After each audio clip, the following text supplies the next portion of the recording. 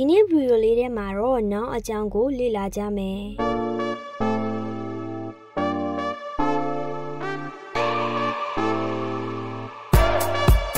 နောင်ကိုမြန်မာလို့ဆိုရင်တော့နံလို့ခေါ်ပါတယ်ပထမဆုံးအနေနဲ့နောင်ဆိုတာဘာလဲဆိုတာကိုပြပြပေးပါမယ်နောင်ဆိုတာကတက်ရှိတက်မဲ့ဒရရှိဒရမဲ့တွေထိကိုင်နိုင်တဲ့အရာတွေစိတ်နဲ့ခံစားနိုင်တဲ့အရာတွေပါဥပမာအနေနဲ့ပြောရမယ်ဆိုလို့ရှိရင် book စာအုပ် chair ထိုင်ကုန်တို့လိုမျိုးတက်မဲ့တွေ water ရေလိုမျိုးမရေတွက်နိုင်တဲ့အရာတွေ love အချစ် hate အမုန်းတို့လိုမျိုးစိတ်နဲ့ခံစားနိုင်တဲ့အရာတွေနိုင်ငံတွေ Japan နိုင်ငံတက်ရှိတွေ child ကလေး woman အမျိုးသမီးအတန်ကြားတဲ့အရာတွေ song တခြင်းကြားတွေဟာနောင်တွေပဲဖြစ်ပါရဲ့ရှင် Name of things နာမည်ခေါ်လို့ရတဲ့အရာတွေအားလုံးကိုနောင်တွေလို့အလွယ်တကူမှတ်ထားနိုင်ပါတယ်နောင်မှာ proper noun common noun collective noun abstract noun concrete noun compound noun countable noun uncountable noun singular noun နဲ့ plural noun ဆိုပြီးတော့ noun အမျိုးအစား10မျိုးရှိပါတယ်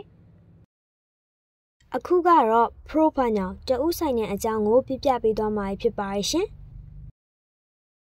proper noun တဦးဆိုင်နေဆိုတာကတဦးတယောက်ထဲနေတာဆိုင်တဲ့နာမည်ဖြစ်ပါတယ်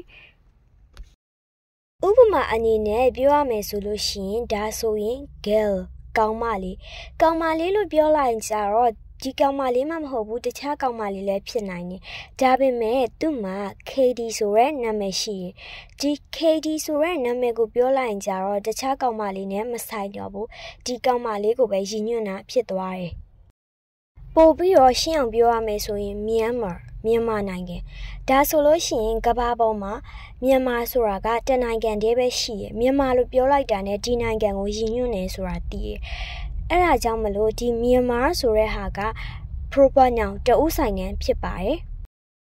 Monday Tuesday စတဲ့နေ့ရက်တွေ Thomas Edison Selena Gomez တို့လိုမျိုးနာမည်တွေ